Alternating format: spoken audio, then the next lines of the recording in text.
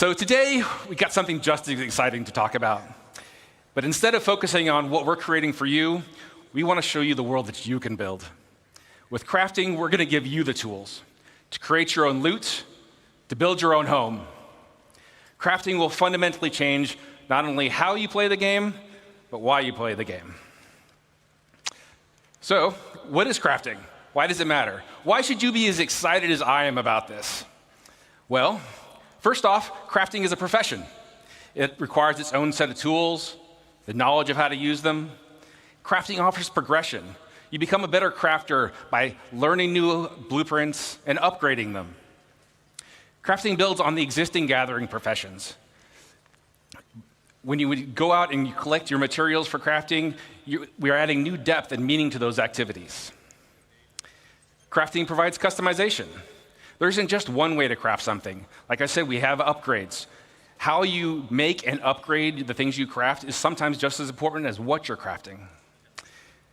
In addition, you can earn cosmetic upgrades, craft unique items, even subscriber flair.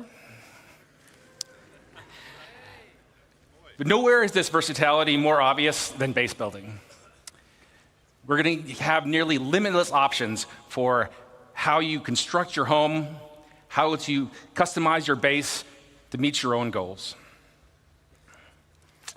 Most importantly, crafting gives you a lot of new choices. The choices will impact your goals in the game, your interactions with other players, and eventually how you see the game itself. So where do we get started with crafting? Well, you can't craft without materials. Luckily, we've got a lot of ways to gather resources in the game. And crafting is designed to complement and expand on all of these existing gathering professions, as well as future additions. Let's take a closer look at mining as an example. We've got hand mining and vehicle mining and ship mining. That's a lot of mining. But with crafting, we're going to introduce a lot of materials. So there's not just more to mine, but we're also going to specialize. So for instance, each type of mining will have its own unique materials to gather. Gathering specific materials efficiently will require you to use the right gathering profession. Let's talk about refining. Currently, only mining resources can be refined, but doing so allows you to turn them into more valuable processed resources. With crafting, we're going to expand refining to include options for all raw materials. In addition to expanding the variety of materials you can gather, refining lets you create processed materials that you're going to need to craft your upgraded blueprints. So now that you've gathered all these materials, what do you do with them? Currently, your only options in the game really are to sell them to a shop or maybe complete a contract.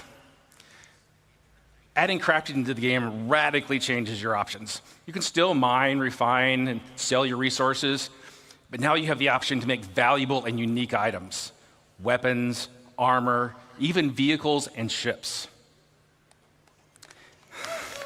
Right?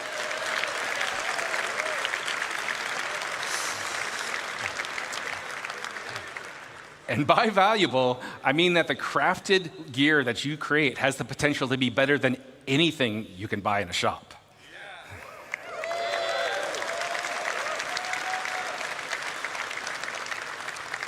But crafting just doesn't end with shiny new gear. Think much bigger. Crafting enables you to build your own home among the stars.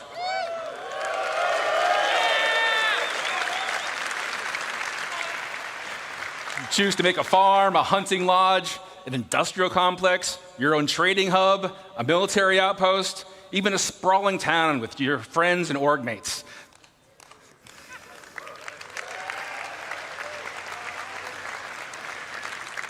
Got a lot here, but it's all optional. You can choose to focus on gathering resources and sell them to crafters that need them. You can skip gathering and refining and just focus on being the best crafter you can be. Or you can leave all that gathering and crafting nonsense to other people and just focus on trade and make some money. But that brings me to my last point. Player choice matters. When a player makes a choice, they assign value. Players' choices about crafting and base building will drive player trade. The community's choices will determine the value of the materials and the crafted goods you can all make. The game will still have its own shops and economy alongside players, but now you'll have more options about where you invest and how you prosper. Now, I've given you a nice overview of what we're working on here, and we have a lot more planned for the future. But now that you're familiar with the big picture, I want to introduce some of my fellow developers to come up on stage. They've got exciting details to share with you about the specifics of our new crafting systems, important gameplay improvements, and most exciting, I think anyway, an update to base building.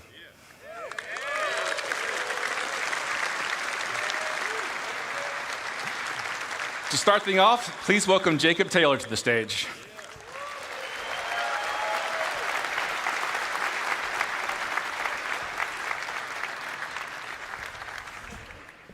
Thank you, Rick.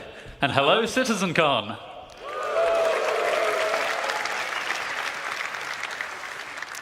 Hi, I'm Jacob, Senior Gameplay Programmer on crafting. Rick has showed us how crafting will link into a lot of existing and new gameplay, but I think it's time we get into some of the details. I'm going to tell you about the new game mechanics we're introducing, starting with blueprints.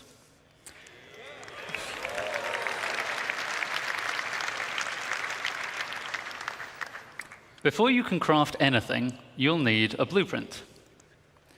Blueprints provide the recipe to perform all kinds of crafting processes, including refining. You can acquire blueprints through various activities. Some you can buy, some you can find, and some can be unlocked or earned in other ways.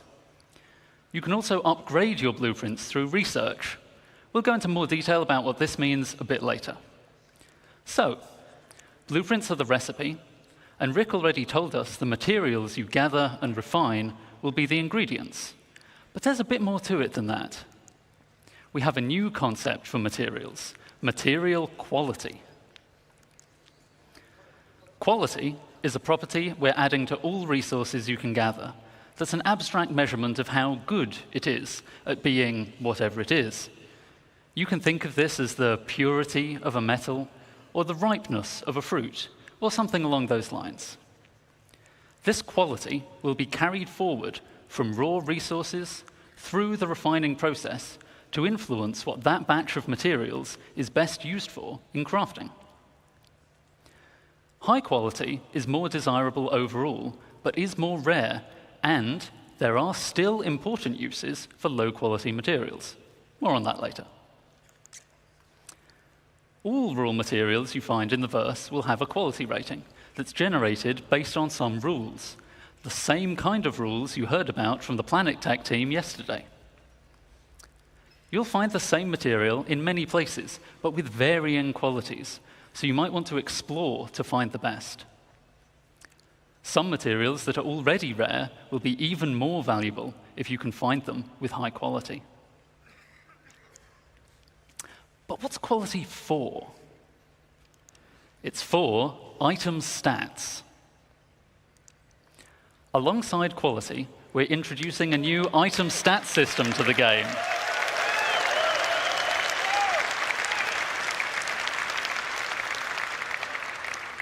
This will allow relevant properties of craftable items to be affected by the quality of materials used to craft them. For resources, just a single quality rating is sufficient to provide variation, but craftable items have such diverse purposes that we need a more detailed system to provide both progression and customization options. We aim to have meaningful item stats for all craftable items, but some examples would be the damage and fire rate of a gun, the wear resistance of a ship component, or even the satiation provided by eating a hot dog.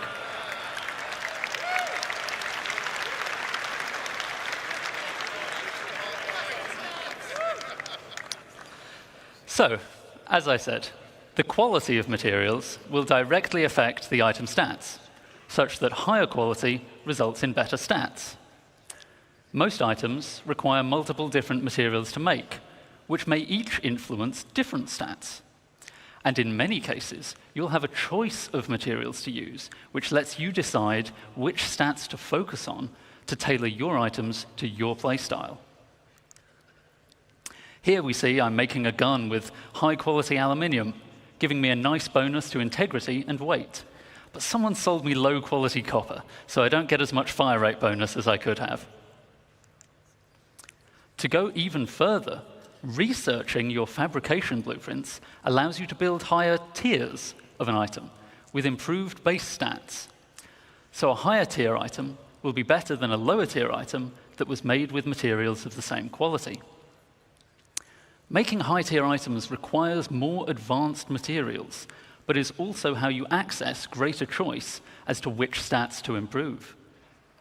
This means that your high tier items can not only be better overall, but also more specialized in the areas that are important to you.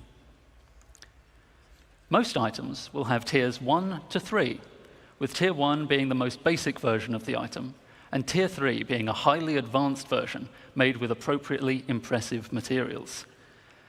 But you can also craft vehicles.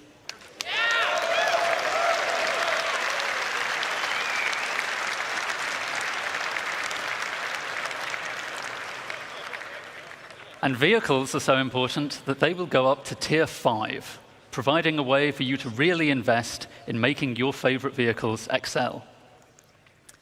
Of course, many of you have already bought your favorite vehicles, so you don't really need to make them from scratch, right? Or maybe you've pirated, salvaged, or otherwise commandeered a vehicle. Not to worry, you can still benefit from crafting by using an upgrade blueprint to increase the tier of an existing vehicle, including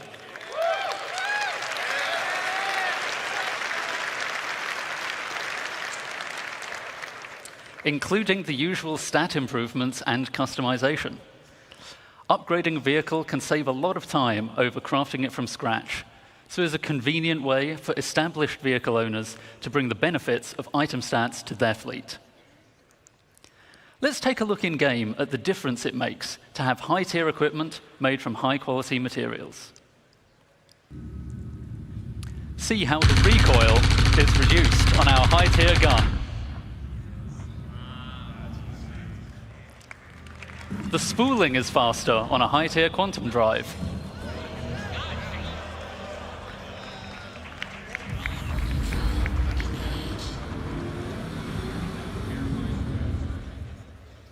And a high-tier scraper beam is much more effective.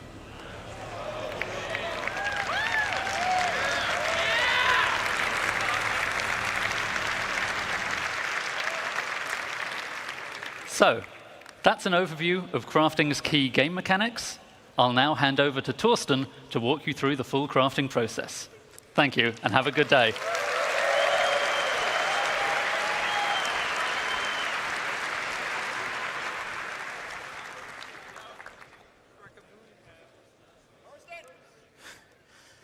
Thank you, Jacob.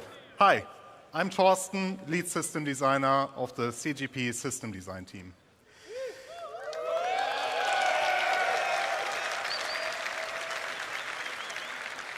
We now saw all elements of crafting looked at individually. Let's bring them in order how you, as the player, will experience the crafting profession. You will start with acquiring the correct blueprints as the first step in the crafting process. As Jacob already mentioned, blueprints can be acquired in multiple ways. Let me give you some examples here. You can purchase commonly available blueprints, earn them from reputation and mission rewards, or even find them in loot crates. All content in our game could reward you with a blueprint. Some blueprints will be challenging to find, so players working together may find them easier to acquire. While you may find a blueprint on a datapad or other portable device, the blueprint itself is not a physical item. You don't collect them in a box or stack them on a bookshelf. Blueprints are digital. Once you claim one, it is permanently added to your personal library. This library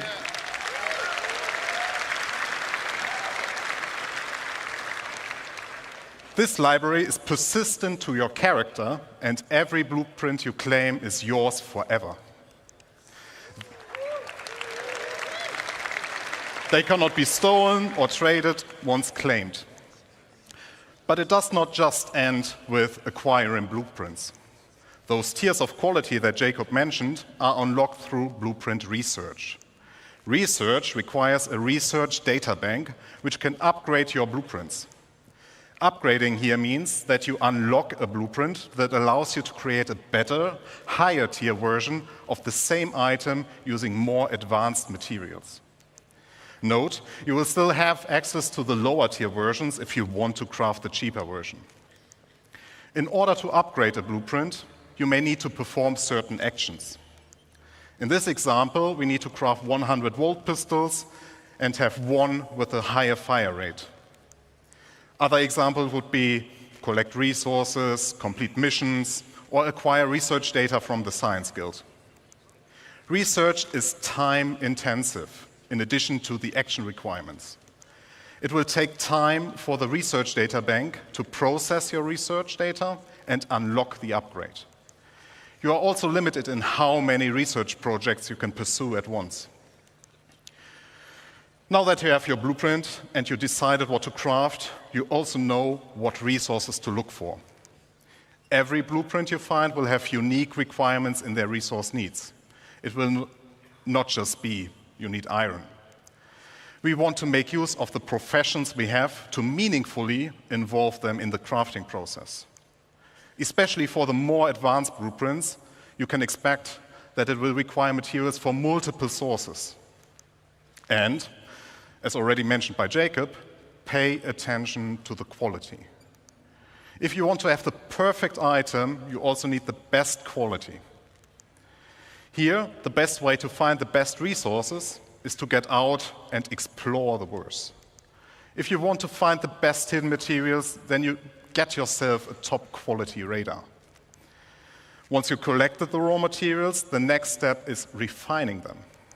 Refining, like crafting, requires blueprints. Refining blueprints take primary, secondary, and catalyst materials and produce refined materials. The rule is very simple. The quality of the primary raw material defines the quality of the refined material. The secondary material you put in has an impact on the quantity and the time the refining process will take. An optional catalyst can speed up the process further. Let me give you a simple example. If you want high-quality steel, you need to put in the best iron you have in the primary slot. You can put any quality coal in the secondary slot without affecting the quality of the steel. But the quality of the coal will influence how much of it you need to produce steel. As an example, if you put in low-quality coal, you might require 4 SCU of coal versus high-quality coal that only requires 2 SCU. This is one of the important use cases for low-quality materials that Jacob mentioned. You can use refining stations in the world as they will be converted to this new process. You can build your own refineries for yourself, you can get your org to help you out, or you can simply trade for the materials that you need on the open market. Now, we are reaching the final step. You got the blueprints, you gathered resources, and refined materials. Now you can create the item you want. And this item can be anything. You will be able to craft anything from FPS equipment to vehicle components, even entire vehicles and buildings. You just need access to the relevant crafting machine.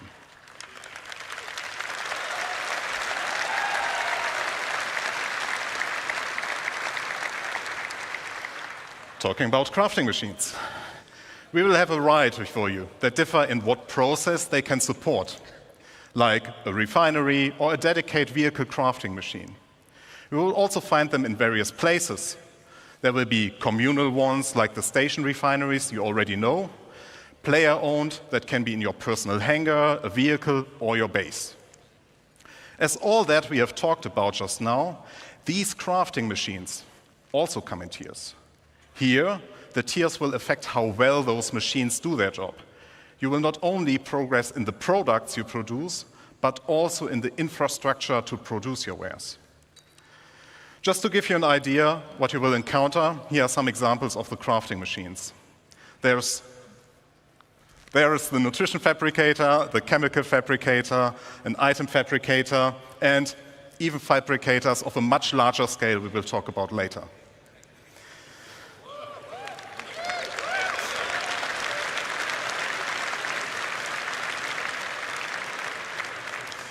Talking about scale, I would like to talk about the future of crafting and the scale it will have in the game that you all know, and how it will change the game moving forward.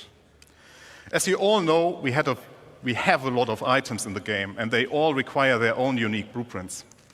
That means our aim is to have more than 1,000 blueprints that include the creation and the refining blueprints. And each of those can be researched to unlock tier upgrades up to tier 3 or tier 5. That's a lot of blueprints. And it will surely take a lot of time to unlock everything. So I, personally, recommend that you, as the crafter you are, focus on a specific field first and extend your knowledge from there. Collaborate and coordinate with your friends and fellow players. If you're part of a group, we invite you to share responsibilities with your org mates. Maybe you will be the FPS crafter while your friend is a ship crafter, but they know a ship component crafter specialist. There's a lot of content, and it will continue to grow over time. You are free to be a generalist crafter, a specialist, or something in between. Pick the blueprints you care about and be the best. Have an exotic shield generator that no one else has the blueprint for but you. Help others and earn credits while doing so. It is a real profession in the game that will benefit from your dedication and attention. As you can tell, crafting will have a huge impact on everything in the game. Even if you do not want to get actively involved, at some point you will stumble over a weapon that got crafted by someone else and you will be using it. People will start selling their crafting goods or the refined materials or even the raw materials for the sole purpose of fulfilling the demand created by crafting. Players like you can become well-known specialists that are sought out to get certain things crafted from. With the ever-expanding game we all love, we will continuously expand our crafting to offer you long-term progression that involves the entirety of our game. And you might have guessed it already, but there's one more thing that crafting is the foundation of, and that is base building.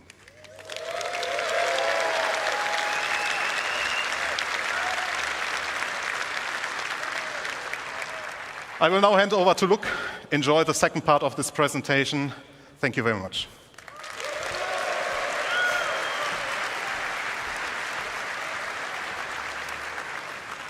Well done. Good morning, citizens.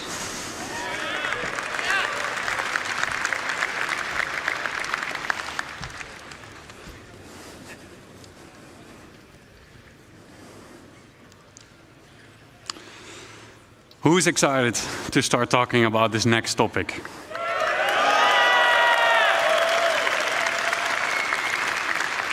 Let's get into it. My name is Luc Gijsbertse. I'm the lead environment artist on base building structures.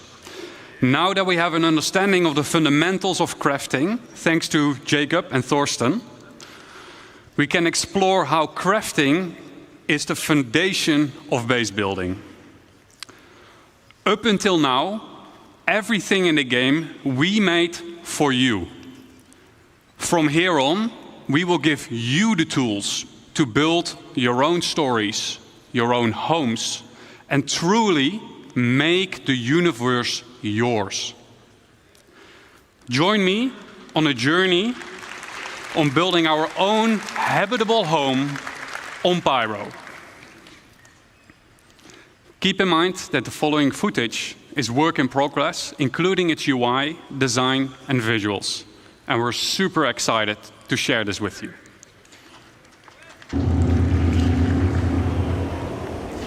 We found a beautiful location by a lake. This is where we'll build ourselves a home. To do so, we need some resources and the construction graph card.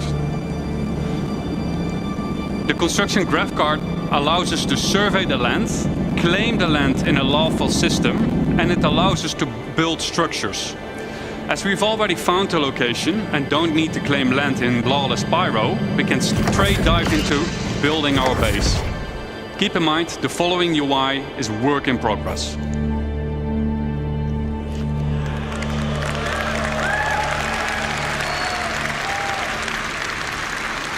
A survey drone that deploys from the top of the card gives us a controllable augmented view of the land. In the new structure mode, we'll pick a small basic structure and hit construct.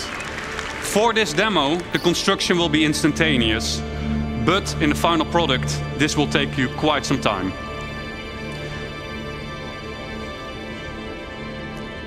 We've done it. We've built our first structure.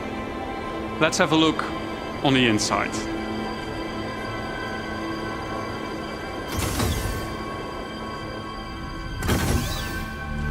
As we walk into the small basic structure, we see an empty interior that is dimly lit.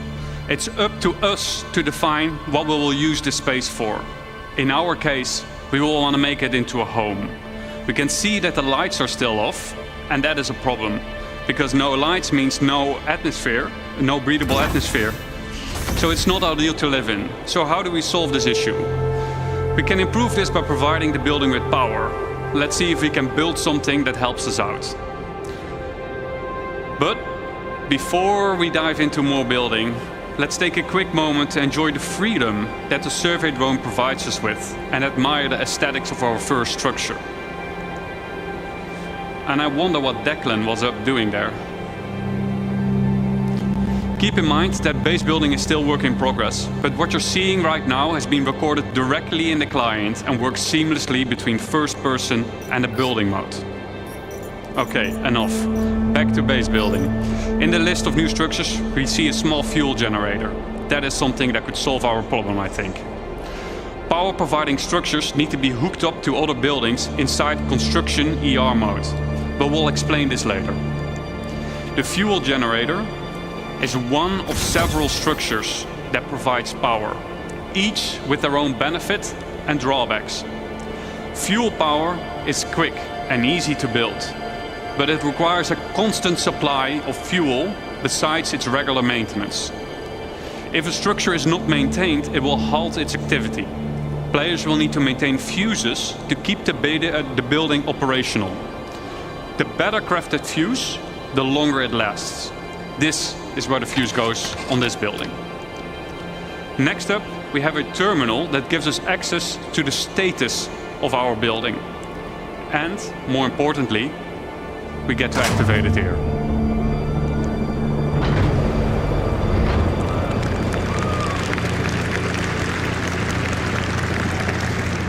That should do it. Let's see if we got power in the building now. As you notice, some of the crates in the background have disappeared, as their content has been consumed during the construction process of the buildings. And it looks like Declan is now hooking up the power to the building. I wonder what he was up to earlier, though.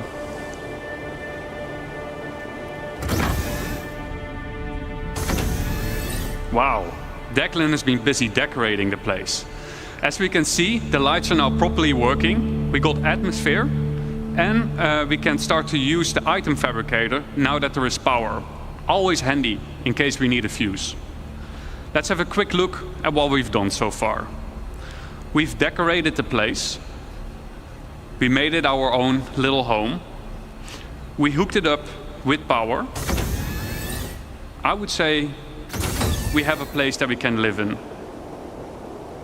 It might not be much, but I think it's just enough to call it a home. Thank you.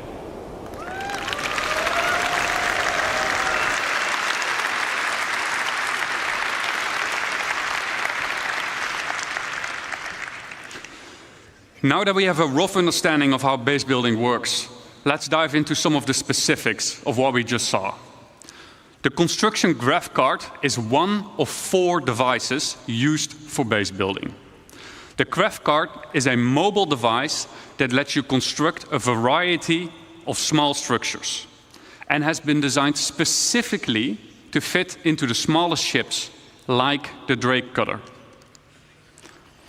The graph card allows us to survey the land, to find a good location, to claim the land with credits when we're in a lawful system, like Stanton, and, most importantly, it lets us build structures. To use the graph card, we will first need to deploy it. Once deployed, we see 2 small construction drones inside the card, and the interactive screen gets revealed to us. From here, we can deploy the survey drone from the extended top part of the card. This survey drone gives us a bird's-eye view of the surrounding area using augmented reality mode, ER mode for short. Let's have a look at some UI concepts of how this augmented reality mode will look like. Here's a concept of construction ER. From here, we get a more detailed view of the land. Where can and can't I settle? For an example, inside a nature reserve, construction will be prohibited.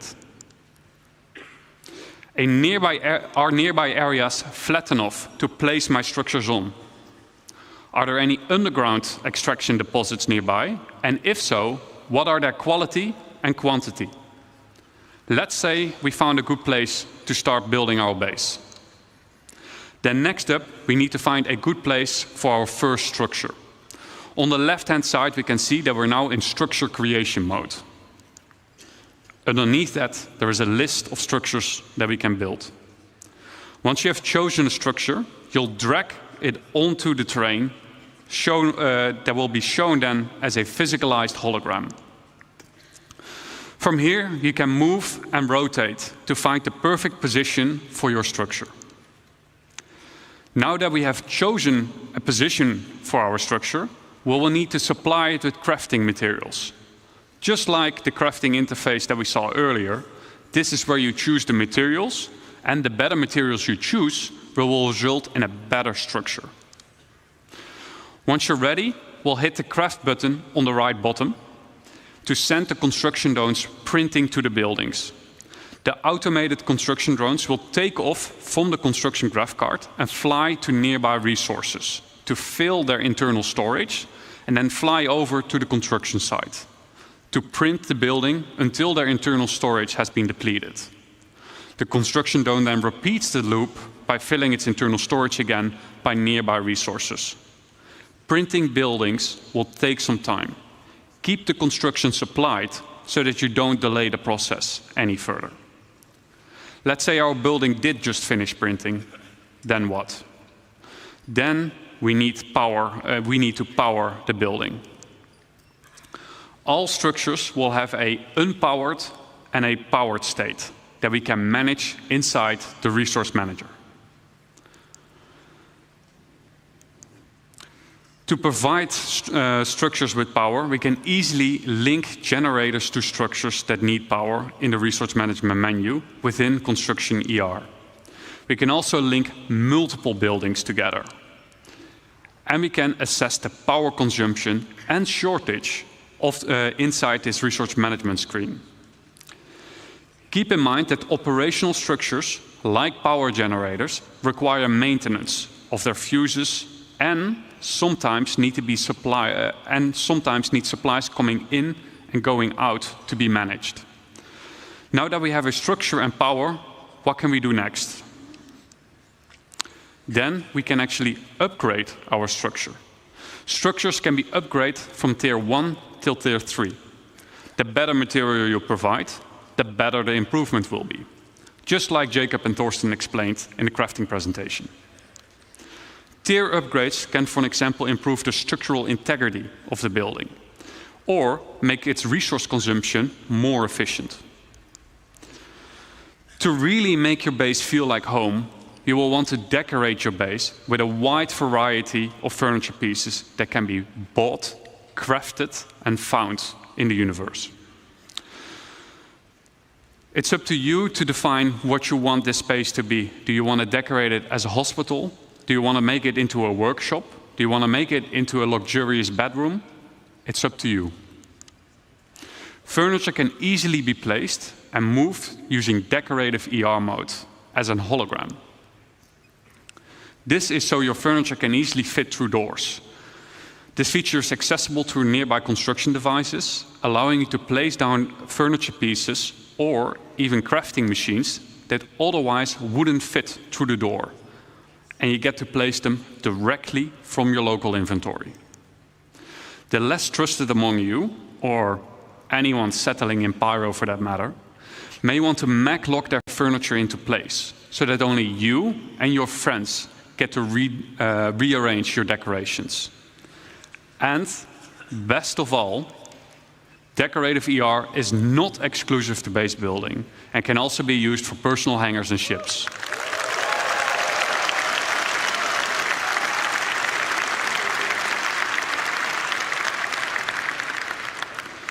To recap, what are the essentials for any base? 1, come prepared, bring the right resources and a construction device with you.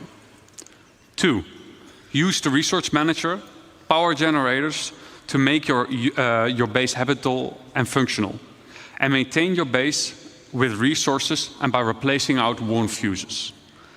And 3, personalize your base, personal hangar and ship with decorative ER. And there we have it, our home in Pyro. Now that we have an understanding of the basics of base building, we'll explore how you can go and make more than just a home. But before I hand you over to Declan, the designer behind base building, I'd like to say a quick thank you for those who made this presentation possible. So a quick thank you to Eddie, Brandon, Jack, Dan, Mark, Xiao, Stefan C, Dom, Stefan T, Carl, Joel, and Rob for your efforts and dedication.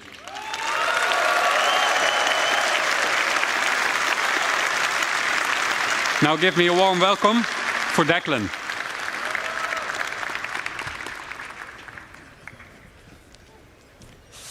Nice one, James. All right. Thank you, Luke. Good morning, everyone. Good morning. My name is Dec. I am the system designer behind crafting and base building, and we've just seen a nice little base, right? That's good for cabin in the woods. Maybe you want to place it down next to the big redwoods, go and explore, or a place to stash some loot you perhaps shouldn't have. But, do you want to see a big base? Yeah. Good, because we're going to industrialize. So we're going to set ourselves a goal before we do a video, and we're going to create a base that's capable of crafting something that's bigger than the item fabricator can handle. It's been a bit of a spoiler already as to what it's going to be. So to kick us off, called in the help of a friend who has a specialized, not yet revealed base building vehicle, and he's built us this. It is the construction hub. This has 4 automated drones compared to the GravCart's 2. They can build small, medium, and large buildings. So far, we've only seen small. Automated drones are capable of building 1 structure each simultaneously, so 4 is quite a big advantage.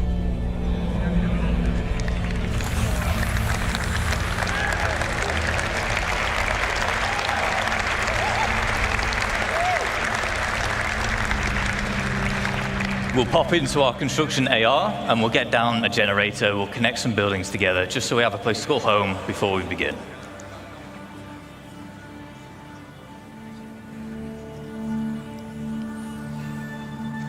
All right, there we go. So we've settled on one of the brand new underground resource deposits, and we're about to exploit it using this. It is our extractors. This particular one is a large, solid extractor. We'll also have liquid and gas, depending on which type of deposit that you've settled on. We have our output grid here, where we're getting all the brand new resources up out the ground.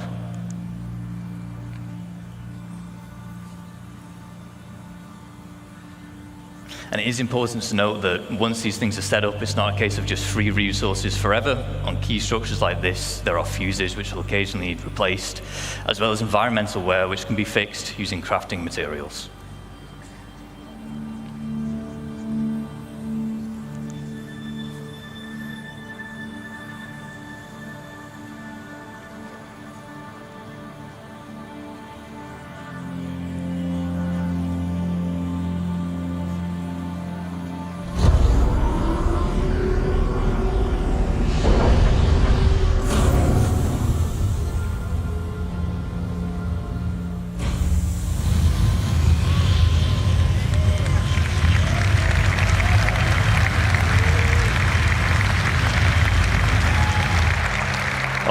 Now, we want to turn those raw resources into more valuable refined materials. We saw the process talked about earlier with Thorsten.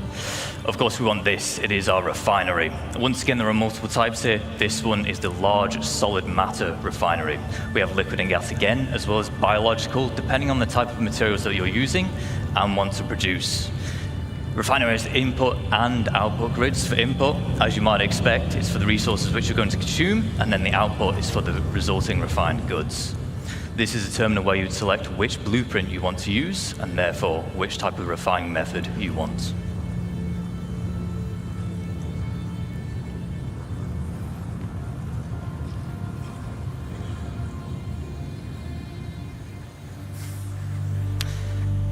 A lot of crates here with our extractor and our refinery, so we're going to put down our elevator storage.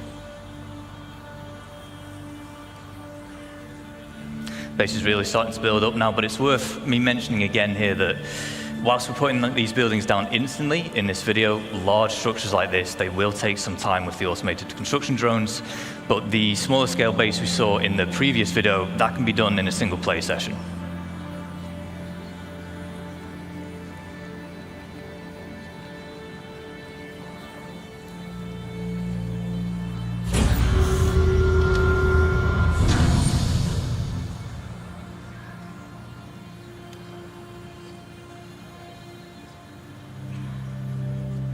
We'll just keep on putting down more extractors because we want as much as that valuable resource out of the ground as quick as possible. And with base building, we're introducing the concept of a freight elevator network. What this will allow you to do is it will allow you to link multiple freight elevators together, and in turn, they will share the same storage. So as we're doing here, we'll deposit an item on freight elevator A, and then we're retrieving it on freight elevator B. There is a distance limit, but you can daisy chain the elevators together to extend that. And it has to all be contained within the same base.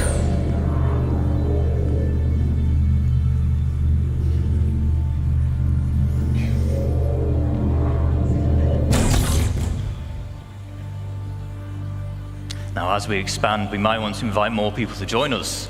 This is easy to do. There will be permissions that we can set up, granting people access to our base, and they can even build their own structures if they wish. We can also give them access to existing structures, which is how you can form your org storage using those freight elevators.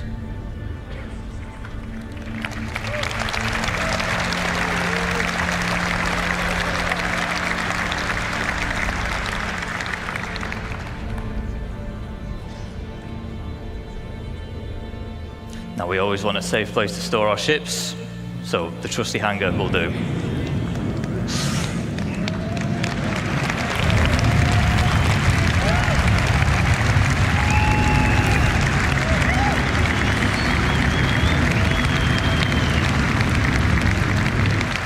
See, it has this large, we call it a foundation tile. It's quite special in that it can actually deform the terrain around it, making it easy to place such a huge structure like this. You can also place other buildings on it, so it's easy for making large, sprawling bases. However, there is one final piece of the puzzle that we need to achieve our goal, and it is this, our very own fabrication hangar. Does anyone want to guess what we're going to build in a fabrication hangar? An Idris, maybe not an Idris, if I'm honest. We'll have a drive around, we'll go to the entrance and we'll see what's in store for us.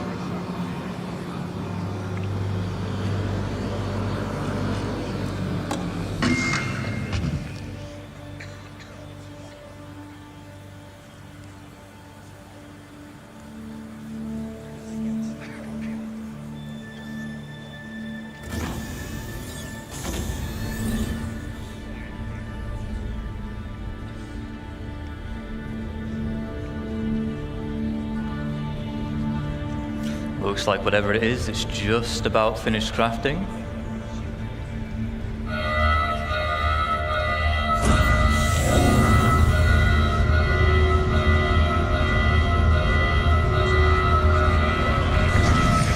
Of course, we were going to build ourselves a ship.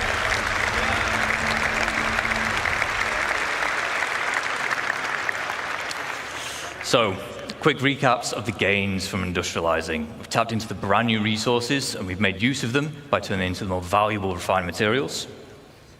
We've introduced freight elevator networks, which are great for logistics and hauling.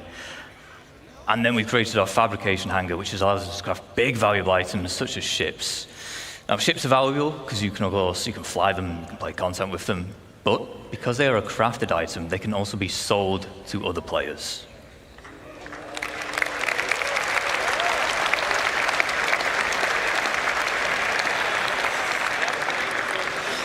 So, with base building, you're going to be able to set up your own shops, and there's two main ways you can do this. The first is using a dedicated trading terminal. You can link these to your freight elevators, and in turn, any items within can be listed for sale at a price you deem reasonable. This includes resources, refined materials, and so on.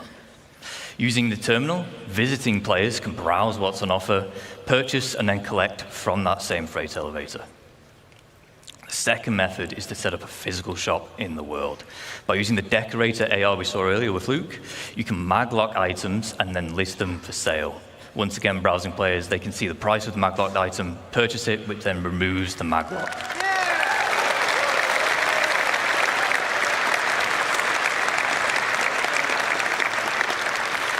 Of course, the nice thing with physical shops is you can genuinely make it feel like a store. You can put items on shelving. You can even go as far as to make your own ship showroom. You can advertise your wares on a mobile pass for UEC. However, it is important to note that the point of purchase will always occur at the base itself. Now that we know how to set up shop, I just want to take a moment to talk about why it's so impactful for crafting and base building the game as a whole. Understandably, throughout this presentation, we've been telling you why you want to craft all these things or why you want to build this big base. But maybe you don't have the time to build a big base and maintain it. Maybe you want to spend your time doing the missions, you want to do your beacons, that's how you want to make your credits instead. Shops mean that you can benefit from the players who do want to spend the time making those bases or crafting those specialist items, and then you can purchase them from them, which is very important because crafted items using high-quality materials will be the most powerful in the game. On the flip side, if you do specialize, maybe you end up cornering the markets for a particular item or resource, and your shop will then turn into a hotspot of activity, making you loads of credits. Some of you will become infamous because of it. But bear in mind, a successful shop also depends on location. Do you want your customers on Edge and Pyro, which tends to have the higher quality materials? Or do you want to spend time hauling them all the way over to safer systems where your customers can be more at peace? We've talked about selling items. Let's sell the look of your base. We have foundation tiles, which can help you divide up the foundation decals, which help you divide up the foundation tile. You can place them freely wherever you want, and they just help you mark up areas like, I want to use this place for cargo, I want this for housing, vehicles, and so on. You'll be able to earn paint in-game and apply them to buildings.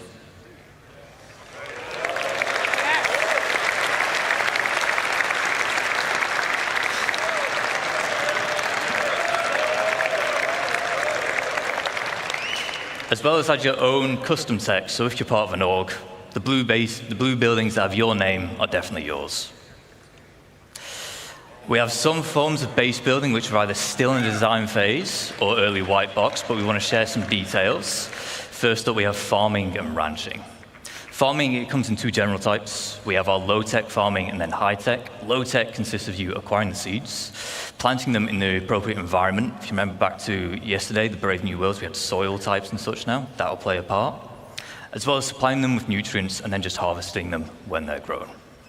High-tech, it's a bit more involved because you've got to make the hydroponic buildings we see here, but in return, you'll be able to grow exclusive strains of plants.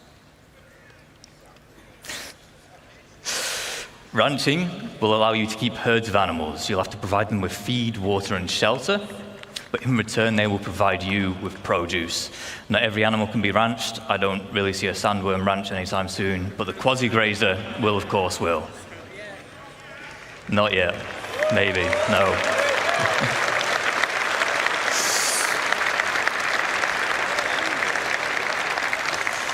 We have a few more additional archetypes. We have landing pads, garages, roads, fencing, as well as new variants of structures which you've seen today. For instance, the power generator, there'll be solar power, fusion, geothermal. as well as the XL structure class. So if you remember, everything we've seen today, the biggest we've seen today, rather, is large. XL is larger than large. And then you have your defense.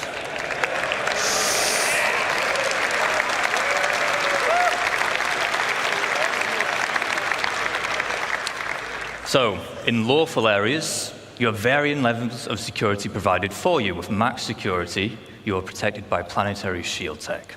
However, in lawless, pyro and the likes, you'll have to provide your own defenses. These come in the form of perimeter walls, shielding, which prevents aerial bombardments, and then a range of automated turrets, such as PDC to shoot down missiles, anti-air, anti-vehicle, and anti-personnel. To round up, whilst we spent this entire time talking about how you can expand a single base, you can, of course, have multiple. These can be across a single planet, moons, across multiple systems. There are advantages and disadvantages of locations and base types. For example, in lawful areas, you'll need to buy your land for UEC, pay a tax to be able to build, and then you'll gain protection in return. In lawless, no cost, higher chance of better quality materials, but no security to fall back on. A small cabin in the woods can be great to set up in a single play session with short build times. However, the large base we just saw will take days, weeks, or even months, depending on how big you want to go. You might want to embark on this endeavor as a team or an org. You can set up a base as an org and own it as the org. For this, there will be permissions available, and you can assign roles and tasks. Ultimately, base building can be your main gameplay loop or a supplementary one, depending on what it is that you value. On that final note, I would like to say thank you on behalf of the crafting and base building teams. We've been very excited to share with you some of the work so far and the vision we have for these systems. But before we go, we have one final video.